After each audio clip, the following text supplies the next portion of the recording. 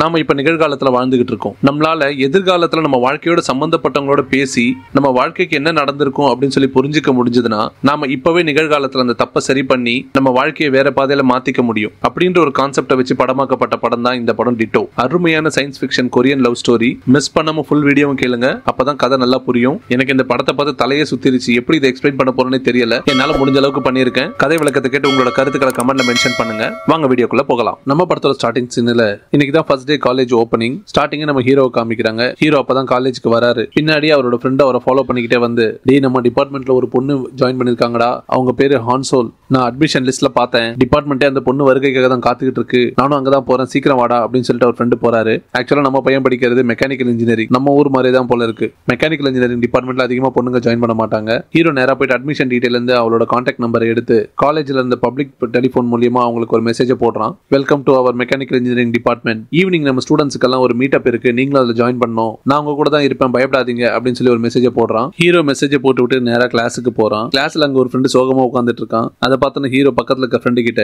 என்னடா அவனுக்கு பிரேக்கப் ஆயிடுச்சா அப்படின்னு கேட்கறான். அதுக்கு அந்த ஃப்ரெண்டு, ஆமாடா அவனுக்கு பிரேக்கப் ஆயிடுச்சு, உனக்கு எப்படி தெரியும் அப்படின்னு சொல்லி கேட்கறான். அதுக்கு ஹீரோ, அதான் மூஞ்சிய பார்த்தால எழுதி ஒட்டி இருக்கு, சரி அது இருக்கட்டும், நீ இன்னைக்கு மீட்டப்புக்கு வரியான்னு சொல்லி ஃப்ரெண்டு கேட்கறான். அதுக்கு ஹீரோ, எனக்கு வேலை இருக்குப்பா நான் வரல அப்படின்னு சொல்றான். போறதா இருந்தா எனக்கும் சொல்றேன், நானும் வரேன் அப்படின்னு சொல்லி ஹீரோட ஃப்ரெண்டு சொல்றான். அந்த டைம் பாத்தீங்கன்னா கிளாஸ்ல ப்ரொஃபசர் வந்துடுறாரு. கிளாஸ் ஸ்டார்ட் ஆயிடுது. கிளாஸ் முடிஞ்சோடனே ஹீரோக்கு ஒரு மெசேஜ் வருது. என்னன்னு பாத்தீங்கன்னா கிளாஸுக்கு வரதுக்கு முன்னாடி ஹீரோ வந்து அந்த பொண்ணுக்கு மெசேஜ் போட்டிருப்பார்ல, அதுக்கு ரிப்ளை வந்திருக்கும். அந்த மெசேஜ்ல, நீங்க கிளாஸ் முடிஞ்சோடனே பிரிட்டிஷ் கவுன்சில் பில்டிங்க்கு முன்னாடி வர முடியுமா, நான் அங்க வெயிட் பண்ணிக்கிட்டு இருக்கேன், எனக்கு ஒரு சின்ன உதவி வேணும் அப்படின்னு சொல்லி அந்த மெசேஜ்ல போட்டிருக்கு. அதை பார்த்துட்டு ஹீரோ வேகமா கிளாஸை முடிச்சுட்டு அங்க வந்து நிக்கிறான். மெசேஜ்ல அந்த பொண்ணு, நான் பிங்க் கலர் ட்ரெஸ் போட்டிருப்பேன் அப்படின்னு சொல்லி ஒரு அடையாளத்தை சொல்றா. அவளும் ஹீரோக்காக வெயிட் பண்ணிக்கிட்டு இருக்கா. ஹீரோ அவளை பார்த்தோன்னு அடையாளம் கண்டுபிடிச்சிடுறான். உண்மையை சொல்லணும்னா ஹீரோ அவளை பார்த்தோன்னே ஃபிளாட் ஆயிட்டான். லவ் அட் ஃபர்ஸ்ட் சைட் சொல்லுவாங்கல்ல, அந்த மாதிரி கண்டதும் காதல் ஆயிடுச்சு ஹீரோக்கு. இவங்க தான் நம்ம படத்தோட ஹீரோயின். இவங்களோட பேரு சியோ ஹான்சோல். அவங்க ஹீரோ கிட்ட வந்து தன்னை இன்ட்ரோடியூஸ் பண்ணிக்கிறாங்க. ஹீரோ இன்னமும் கொஞ்சம் பேயறிஞ்ச மாதிரி தான் பேதரிச்சு போயிருக்கான். ஹீரோயினோட அழகுல மயங்கி, நான் ஃபர்ஸ்ட் டே ஓரியன்டேஷனை மிஸ் பண்ணிட்டேன், காலேஜோட கேம்பஸை மட்டும் கொஞ்சம் சுத்தி காட்ட முடியுமா அப்படின்னு சொல்லி ஹீரோ கிட்ட ஹீரோயின் கேக்குறாங்க. ஹீரோக்கு ரொம்ப சந்தோஷமாயிடுது. கரும்பு தின்ன கூலியா உடனே ஒத்துக்கிறான். ஹீரோயினுக்கு காலேஜ் எல்லாம் சுத்தி காமிக்கும் போது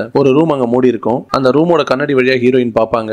அது உள்ள நிறைய பொருட்கள் இருக்கும். அவங்க ஒரு ரேடியோவையும் பாப்பாங்க. ஹீரோயின் உடனே, அது ஹாம் ரேடியோ, அதை பத்தி தெரிஞ்சுக்கணும் எனக்கு ரொம்ப ஆசை, உள்ள போய் பார்க்கலாமா அப்படின்னு சொல்லி டோரை திறக்கிறாங்க. ஆனா டோர் லாக் ஆயிருக்கும், திறக்க முடியாது. அங்க இருந்து கிளம்பி நேரா சாப்பிட போறாங்க. மத்த ஃப்ரெண்ட்ஸோட உட்காந்து கேண்டீன்ல சாப்பிட்டுட்டு இருக்கும் போது அங்க ஒரு சீனியர் வரான். நம்ம ஹீரோயின் ஜூனியர்ன்றனால பயங்கரமா கலாய்க்கிறான். நம்மளும் எல்லா படத்துலயும் வர மாதிரி ஹீரோ உடனே கோவப்பட்டு வில்லனை போட்டு அடிப்பான்னு நினைப்போம். ஆனா ஹீரோயின் அவனை போட்டு பயங்கரமா கலாய்ச்சிரா. அதுக்குள்ள அந்த சீனியர் டென்ஷன் ஆகிறத பார்த்துட்டு சீனியரோட ஃப்ரெண்ட்ஸ் எல்லாம் வந்து அவனை கூட்டிட்டு போயிடுறாங்க. அவ சீனியரை முறைச்சதை பார்த்து ஹீரோ ஷாக் ஆயிடுறான். இவ பயங்கர தைரியசாலியா இருக்கான்ட்டு. அங்கிருந்து ஹீரோ ஹீரோயின் கிளம்பி போறாங்க. அவங்க காலேஜ் கேம்பஸ் எல்லாம் ஃபுல்லா சுத்தி பார்த்துட்டு போகும்போது ஈவினிங் ஆயிடுது. ஹீரோ ஹீரோயின் பேசிட்டு நடந்துட்டு போகும்போது ஹீரோயினோட ஹாஸ்டல் வந்துருது. ஹீரோயின் நாளைக்கு மீட் பண்ணலாம் அப்படின்னு சொல்லிட்டு போறாங்க. அப்ப ஹீரோக்கு பயங்கர சந்தோஷமாயிடுது. ஏன்னா அவ கூட இருந்த அந்த ஒரு நாள் அவனுக்கு எப்படி போச்சுன்னே தெரியல. ரொம்ப சந்தோஷமா ஃபீல் பண்ணா. அங்க அப்படியே சீனை கட் பண்ணா ஹீரோ அவனோட ஃப்ரெண்டோட பேசிட்டு இருக்கான். ஆக்சுவலா காலேஜ் கேம்பஸ்ல ஹீரோயின் ஒரு ஹாம் ரேடியோ பத்தி கேட்பாங்கல்ல ஹீரோ கிட்ட. ஹீரோக்கு அதை பத்தி எதுவுமே தெரியாது. ஆனா ஹீரோட ஃப்ரெண்ட் பயங்கர எக்ஸ்பர்ட். அவங்க கிட்ட அந்த மாதிரி ஒரு ஹாம் ரேடியோ இருக்கும். சோ ஹீரோ எப்படியாவது ஹீரோயினை இம்ப்ரெஸ் பண்ணுன்றதுக்காக, ஏ மச்சான் எனக்கு அந்த ஹாம் ரேடியோ தாடா, நான் அதுல கொஞ்சம் ஒர்க் பண்ணி பார்க்கணும். அதுக்கு ஹீரோட ஃப்ரெண்ட், டே அது உனக்கு யூஸ் பண்ண தெரியுமா,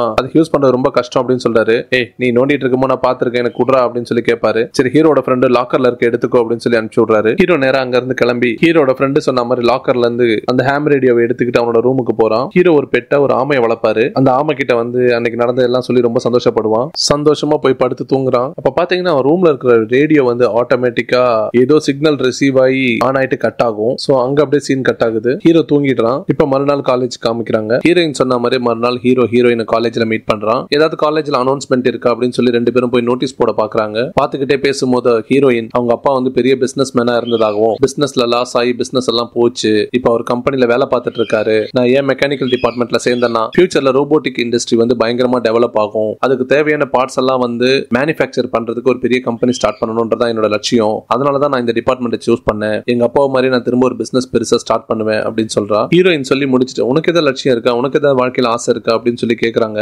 ஹீரோ கொஞ்சம் கூட யோசிக்காம எனக்கு உன்னை கிஸ் பண்ணணும் அப்படின்னு சொல்லிடுறான். ஹீரோயினுக்கு ஒரே ஷாக். அந்த சமயம் பாத்தீங்கன்னா ஹீரோட ஃப்ரெண்ட் அங்க வராரு. ஹீரோக்கு அவகிட்ட தப்பா பேசிட்டுன்னு புரிஞ்சிருச்சு. எவ்வளவு சாரி கேக்குறான். ஹீரோ அவரோட ஃப்ரெண்ட பார்த்த உடனே நான் அவனை பார்த்துட்டு வரேன் அப்படின்னு சொல்லிட்டு அங்க இருந்து பயத்துல ஓடிடுறான். அங்க அப்படியே சீன் கட் ஆகுது. இப்ப ஹீரோ வீட்டுல காமிக்கிறாங்க. தலைப்பாட அடிச்சுட்டு அவனுக்கு அவனே புலம்பிக்கிட்டு இருக்கான். நான் ஏன் அப்படி பேசினேன், நான் அப்படி பேசியிருக்க கூடாது, தப்பு பண்ணிட்டியே, எல்லாத்தையும் கெடுத்துட்டியடா அப்படின்னு சொல்லி அவனே அவன் திட்டிக்கிறான். அப்ப பாத்தீங்கன்னா சடனா அவன் ஃப்ரெண்டு கிட்ட இருந்து வாங்கிட்டு வந்து அந்த ரேடியோ ஆன் ஆயிட்டு சில சிக்னல் வருது. ரேடியோ ஆன் ஆகிறத பார்த்து ஹீரோ ஓடி வந்து அந்த ரேடியோ எடுத்து பேசுறான். அந்த பக்கம் பாத்தீங்கன்னா ஒரு பொண்ணு பேசுறாங்க. ஹீரோ யாரு என்ன ஏதுன்னு விசாரிக்கிறான். அந்த பொண்ணோட பேரை சொல்லி நான் இந்த யூனிவர்சிட்டியில சோசியாலஜி டிபார்ட்மெண்ட் படிக்கிறேன், இந்த ரேடியோ வந்து என்னோட பேரண்ட்ஸ் எனக்கு வாங்கி கொடுத்தது, என்னோட காலேஜ்ல வந்து யாருன்னு தெரியாதவங்க கிட்ட வந்து ஒரு இன்டர்வியூ எடுத்து அதை அசைன்மெண்டா சப்மிட் பண்ண சொல்லிருக்காங்க, அதுக்காக தான் நான் இப்ப இந்த ரேடியோவை செக் பண்ணி பார்த்தேன் அப்படின்னு சொல்றாங்க. ஹீரோ உடனே என்னோட பேரு கிம் யோங், நானும் நீங்க படிச்ச யூனிவர்சிட்டியில தான் படிச்சேன் அப்படின்னு சொல்றான். உங்களோட அசைன்மெண்ட்டுக்கு நான் ஹெல்ப் பண்றேன், ஆனா உங்க கையில இருக்கிற அந்த ஹாம் ரேடியோ எப்படி யூஸ் பண்றது புக் எனக்கு தருவீங்களா, நான் அதை படிச்சு இதை எப்படி யூஸ் பண்றது கத்துப்பேன், எனக்கு ரொம்ப உதவியா இருக்கும் அப்படின்னு சொல்லி ஹீரோ கேட்கறான். அதுக்கு அந்த பொண்ணு சம்மதிக்கிறாங்க. ஹீரோ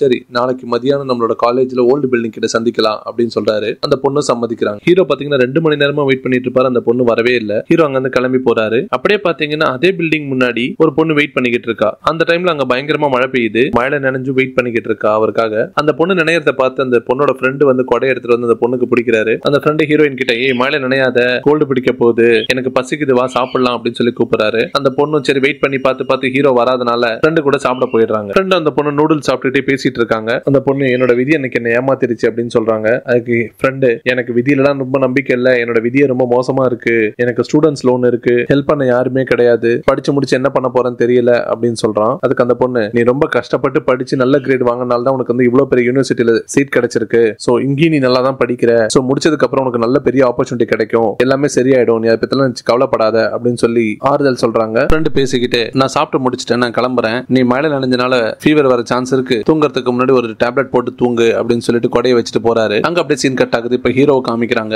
ஹீரோ ரேடியோல அந்த பொண்ணு கிட்ட பேசுறதுக்கு கரெக்டா ஃப்ரீக்வன்சி செட் பண்ணி பேசுறான். பேசும்போது அந்த பொண்ணு கிட்ட இன்னைக்கு நான் எவ்வளவு நேரம் உங்களுக்காக வெயிட் பண்ணிக்கிட்டு இருந்தேன், நீங்க வரவே இல்லையே அப்படின்னு சொல்லி கேட்கறான். அதுக்கு அந்த பொண்ணு நான் உங்களுக்காக வெயிட் பண்ணி 2 மணி நேரம் மழையில நனைஞ்சு எனக்கு கோல்டே வந்துருச்சு அப்படின்னு சொல்றாங்க. ஹீரோ உடனே என்னது மழையா, நல்ல வெயில் அடிச்சுக்கிட்டு இருக்கு, இங்க பயங்கர சூடா இருக்கு, என்ன மழை பெய்யுதுன்னு சொல்றீங்க. அதுக்கு அந்த பொண்ணு இங்க பாருங்க பயங்கரமா மழை பெஞ்சிட்டு இருக்கு, சவுண்ட் வேணா கேட்டு பாருங்க அப்படின்னு சொல்லிட்டு சவுண்ட்ல அந்த ஸ்பீக்கரை வைக்கிறாங்க. அப்ப ஹீரோயின் சைடு ஒரு இடி வெட்டுது. இடி வெட்டணும்னு அவங்களோட ரேடியோ சிக்னல் கட் ஆயிடுது. ஹீரோ திரும்ப ட்ரை பண்ணி பார்க்கற, அவங்களோட கனெக்ஷன் கனெக்ட் ஆகல. அங்க அப்படியே சீன் கட் ஆகுது. இப்போ இந்த பொண்ணு காலேஜ்ல காமிக்கிறாங்க. இவளோட பேர் கிம், இனிமே நம்ம கிம்னு கூப்பிடுவோம். காலேஜ்ல அவளோட ப்ரொஃபசர் அவளோட அசைன்மெண்ட் என்னாச்சுன்னு சொல்லி கேக்குறாங்க. அதுக்கு கிம் நான் அதுக்கு ஒர்க் பண்ணிக்கிட்டு இருக்கேன், நான் கூடிய சீக்கிரம் சப்மிட் பண்ணிடுறேன் அப்படின்னு சொல்லி ப்ரொஃபசர் கிட்ட சொல்றாங்க. கிளாஸ் முடிஞ்சோன்னு கிம்மும் அவங்களோட ஃப்ரெண்ட்ஸும் போயிட்டு கேண்டீன்ல சாப்பிடுறாங்க. கிம் அவங்க ஃப்ரெண்ட்ஸ் கிட்ட ஹீரோ கிட்ட பேசின விஷயத்தை பத்தி எல்லாம் சொல்றாங்க, அசைன்மெண்ட்டை பத்தியும். அவங்க பேசிக்கிட்டே இருக்கும்போது கிம்மோட ஃப்ரெண்டு வந்துடுறாரு.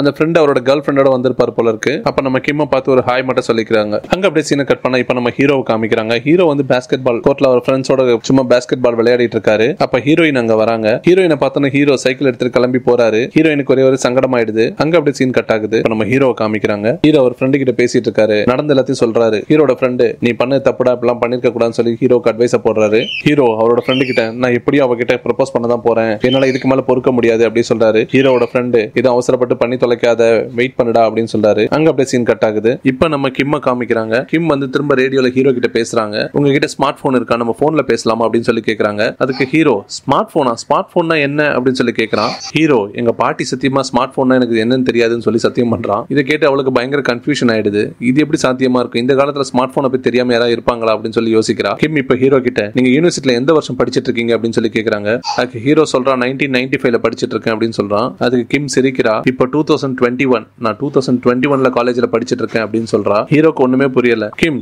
சரி உனக்கு ஸ்மார்ட் போன்னா என்னன்னு தெரியாது, ஆனா நீ சொல்ற வருஷத்துல போன் இருந்ததுல, உன்னோட போன் நம்பர் சொல்ல, நான் உனக்கு போன் பண்றேன் அப்படின்னு சொல்றா. அதுக்கு ஹீரோ ஒரு போன் நம்பர் கொடுக்குறாரு. அந்த நம்பருக்கு உடனே கிம் ட்ரை பண்றாங்க. நம்பர் டஸ் நாட் எக்ஸிஸ்ட் அப்படின்னு வருது. கிம் ஒரு ஐடியா சொல்றாங்க. நாளைக்கு மதியம் 12 மணிக்கு நம்மளோட காலேஜோட போன் பூத் கிட்ட நம்ம மீட் பண்ணலாம். இஃப் சப்போஸ் நீங்க அரை மணி நேரத்துல வரலைன்னா நான் என்னோட போன் நம்பர் அங்க எழுதிட்டு போறேன், நீங்க எனக்கு போன் பண்ணுங்க அப்படின்னு சொல்றாங்க. கிம் சொன்ன மாதிரியே மறுநாள் மத்தியானம் 12 மணிக்கு ஹீரோ அங்க வராரு. வெயிட் பண்றாரு. வழக்கம் போல இந்த பொண்ணை பார்க்க முடியல. சோ கிம் சொன்ன மாதிரியே அந்த போன் பூத்ல அவரோட போன் நம்பரும் சில விஷயங்களும் எழுதி வச்சுட்டு போறாரு. ஹீரோ சொன்ன மாதிரி கிம் வந்து அந்த போன் பூத்ல வந்து தேடி பாக்குறாங்க, அந்த மாதிரி நம்பர் ஏதாவது எழுதி வச்சிருக்கா அப்படின்ட்டு. அவங்களாம் நம்பவே முடியல, அந்த மாதிரி ஒரு நம்பர் எழுதி வச்சிருக்கு சில டீடைல்ஸோட.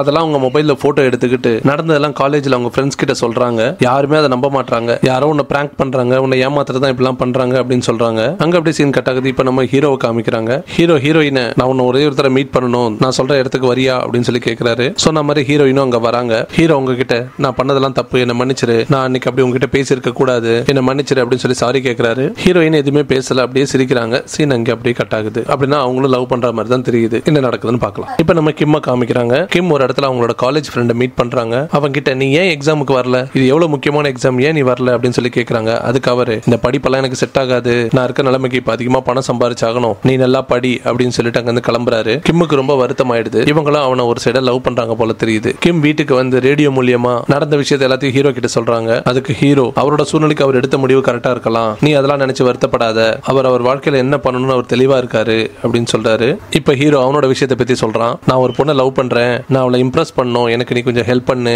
அப்படின்னு கேட்கிறாரு. அதுக்கு கிம்மு கண்டிப்பா நான் ஹெல்ப் பண்றேன் அப்படின்னு சொல்லி நிறைய டிப்ஸ் எல்லாம் கொடுக்குறாங்க. ஹீரோ எப்படி ட்ரெஸ் பண்ணணும், எப்படி ஹேர் ஸ்டைல் வச்சுக்கணும், என்ன மாதிரி மேனரிசம் மெயின்டைன் பண்ணணும் அப்படி எல்லாத்தையும் சொல்லி தராங்க. கிம் சொன்ன மாதிரி ஹீரோ ரெடி ஆகி காலேஜுக்கு போய் ஹீரோயினை மீட் பண்றாரு. எப்பவுமே ஹீரோ தான் ஹீரோயினை பேரஞ்ச மாதிரி பார்ப்பான். இந்த வாட்டி ஹீரோயின் ஃபிளாட் ஆயிடுவாங்க ஹீரோவை பார்த்து. சோ கிம் கொடுத்த ஐடியால நல்லா ஒர்க் அவுட் ஆகும். கிம் ஐடியா கொடுத்த மாதிரியே ஹோட்டல், சினிமா எல்லா இடத்துக்கும் ஹீரோயினை கூட்டிட்டு போய் அவங்கள இம்ப்ரெஸ் பண்ணிடுறாரு. இப்ப கிம் காலேஜ்ல கிளாஸ் ரூம்ல காமிக்கிறாங்க. காலேஜ்ல ப்ரொஃபசர் கிம் கிட்ட உன்னோட ப்ராஜெக்ட் என்ன ஆச்சு, எப்பமா சப்மிட் பண்ற அப்படின்னு சொல்லி கேக்குறாங்க. அவங்கள நாளைக்குள்ள சப்மிட் பண்ணிடு அப்படின்னு சொல்றாங்க. அங்க அப்படியே சீனை கட் பண்ணா கிம் ரேடியோ மூலமா திரும்ப ஹீரோ கூட கனெக்ட் பண்றாங்க. அவங்களோட ப்ராஜெக்ட்டை கம்ப்ளீட் பண்றதுக்காக ஹீரோ கிட்ட பேசுறாங்க. ஹீரோ பேசுற விஷயத்தை எல்லாத்தையுமே அவங்க நோட்ஸா எடுத்துக்கிறாங்க. அப்படியே கிம் ஹீரோவுக்கு சில டிப்ஸ் அண்ட் ஐடியாவும் கொடுக்குறாங்க. எப்பவுமே உன் மனசு சொல்றதை கேளு, எப்பவுமே உண்மையா இரு, எல்லாமே நல்லதா நடக்கும் அப்படின்னு சொல்றாங்க.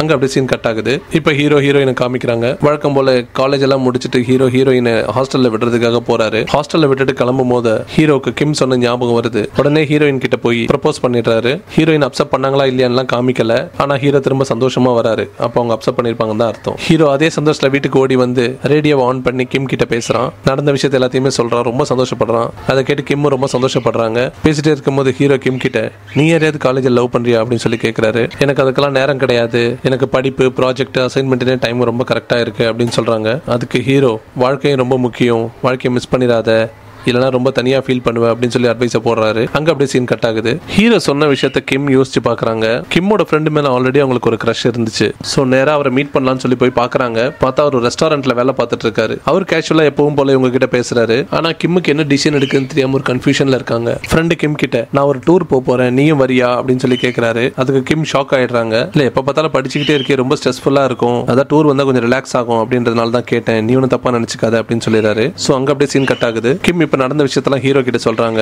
கிம் சரி அதெல்லாம் இருக்கட்டும், நீங்க 1995ல காலேஜ்ல எந்த டிபார்ட்மெண்ட்ல படிச்சீங்க அப்படின்னு சொல்லி கேக்குறாங்க. அதுக்கு ஹீரோ மெக்கானிக்கல் இன்ஜினியரிங் அப்படின்னு சொல்றாங்க. வாய்ப்பே இல்ல, எங்க அப்பா கூட அதே காலேஜ்ல மெக்கானிக்கல் இன்ஜினியரிங் தான் படிச்சாரு அந்த வருஷம் அப்படின்னு சொல்றாங்க. உங்களுக்கு கிம் யோங் சன் தெரியுமா, அவர் தான் எங்க அப்பா அப்படின்னு சொல்றாங்க. அதுக்கு ஹீரோ தெரியுமே, அவரும் நானும் ஹை ஸ்கூல்ல இருந்து ஃப்ரெண்ட்ஸ் தான். இதை கேட்டு ஹீரோக்கு ரொம்ப குழப்பமாகுது. என்ன நடக்குது, கிம் கிம் யோங் சங்கோட டாட்டர்னு சொல்றாங்க. நம்ம கிட்ட பேசிட்டு இருக்காங்க.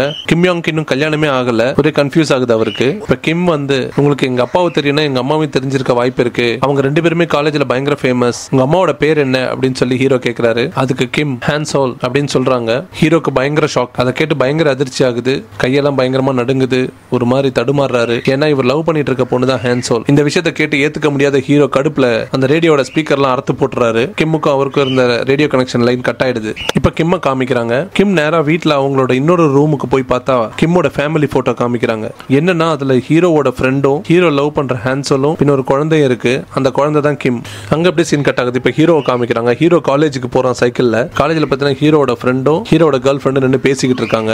ஹீரோ வேகமா ஓடி போயிட்டு ஹீரோட ஃப்ரெண்டை கூட்டிட்டு போய் தனியா வச்சு, நீ உனக்கு கிம் யோன் யாரையா தெரியுமா? அதுக்கு ஃப்ரெண்டு அப்படிலாம் எனக்கு யாரையும் தெரியாதுடா அப்படின்னு சொல்றான். போய் சொல்லாது, நீங்க ரெண்டு பேரும் சேர்ந்தா என்ன பிராங்க் பண்றீங்க, என்ன ஏமாத்தாத உண்மையை சொல்லு அப்படின்னு சொல்லி கேட்கறான். ரெண்டு பேரும் பேசிட்டு இருக்கிறத பார்த்து ஏதோ சீரியஸான மேட்டரா இருக்கும். ஹீரோயின் என்ன பிரச்சனை அப்படின்னு சொல்லி கேட்கறாங்க. ஹீரோ அதுக்குள்ள பிரச்சனைலாம் ஒண்ணு இல்ல, சரி பாய்டா அப்படின்னு சொல்லிட்டு ஹீரோயினை கூட்டிட்டு போறாரு. ஹீரோயினை கூட்டிட்டு போய் நீ யாங்சன் கிட்ட என்ன பேசிக்கிட்டு இருந்த?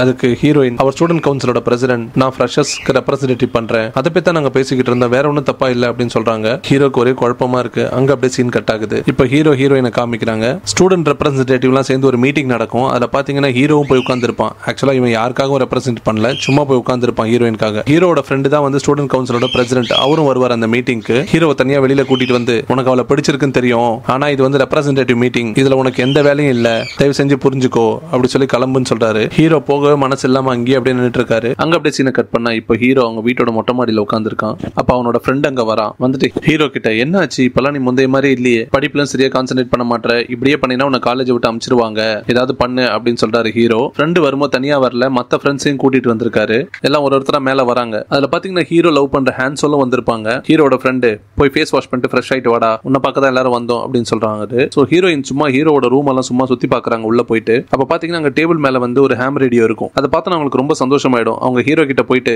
இந்த ஹேம் ரேடியோ நல்லா இருக்கு, இது எப்படி யூஸ் பண்ணணும்னு தெரியுமா, எனக்கு கத்தரியா அப்படின்னு சொல்லி கேக்குறாங்க. அதுக்கு ஹீரோ இப்ப வேண்டாம், நான் இன்னொரு நாள் சொல்லி தரேன் அப்படின்னு சொல்றாரு. அப்படின்னா நான் ஒன்னு செய்றேன் அப்படின்னு சொல்லிட்டு அவங்க பர்ஸ்ல வந்து இவங்க 2 பேரும் ஒன்னா இருக்கிற ஒரு போட்டோ இருக்கும். அந்த போட்டோவை எடுத்து அந்த ரேடியோ மேல ஒட்டிட்டு இதெல்லாம் பார்க்கும்போது எல்லாம் உனக்கு வந்து எனக்கு சொல்லி தரணும்ன்ற ஞாபகம் வரணும், அதுக்காக தான் ஒட்டினேன் அப்படின்னு சொல்லிட்டு நீ ரெடி ஆயிட்டு வா அப்படின்னு சொல்லிட்டு வெளியில போறாங்க. இப்ப ஹீரோக்கு ஒரு விஷயம் நினைவுக்கு வருது. ஆக்சுவலா கிம் கிட்ட ரேடியோல பேசும்போது கிம் வந்து சொல்லுவாங்கல்ல, அந்த ரேடியோ மேல வந்து ஒரு சின்ன ஸ்டிக்கர் ஒட்டி இருக்கு, அந்த ஸ்டிக்கர் உங்க ரேடியோல இருக்கா பார்த்து சொல்லுங்க அப்படின்னு சொல்லுவாங்கல்ல. இப்பதான் ஹீரோக்கு புரிய வருது, இந்த ஹேம் ரேடியோ தான் வந்து கிம் வந்து யூஸ் பண்ணிக்கிட்டு இருக்காங்க ஃபியூச்சர்ல. கிம் இந்த ஸ்டிக்கர் தான் வந்து உங்களோட ரேடியோல இருக்கா செக் பண்ணுங்க அப்படின்னு சொல்லி ஹீரோ கிட்ட சொல்லுவாங்க. சோ ஹீரோக்கு இப்பதான் எல்லாமே புரிய வருது. ஆனா கிம் யூஸ் பண்ற ரேடியோல வந்து இந்த ஸ்டிக்கர்ல இந்த போட்டோ எல்லாம் அழிஞ்சு போயிட்டு வெறும் ஸ்டிக்கர் மாத்திரம் இருக்கும். ஹீரோக்கு ஒரே ஆச்சரியமும் குழப்பமாவே இருக்கான். சோ அங்க அப்படியே சீன் கட் ஆகுது. இப்ப கிம்ம காமிக்கிறாங்க. கிம் வீட்டுல உட்காந்து அவங்க அப்பாவோட பழைய ஆல்பம்லாம் எடுத்து பார்த்துட்டு இருக்காங்க. அந்த ஆல்பம்ல கிம்மோட அப்பாவும் நம்ம ஹீரோவும் இருக்கிறத பாக்குறாங்க. அந்த டைம் அவங்க அம்மா கிட்ட இருந்து போன் வருது. போன் எடுத்து என்ன பேசினாங்கலாம் காமிக்கல. இப்ப கிம்ம காமிக்கிறாங்க. கிம் வந்து ரொம்ப சோகமா உட்கார்ந்து இருக்காங்க. அப்ப அவங்களோட காலேஜ் ஃப்ரெண்டு வராரு. அவர்கிட்ட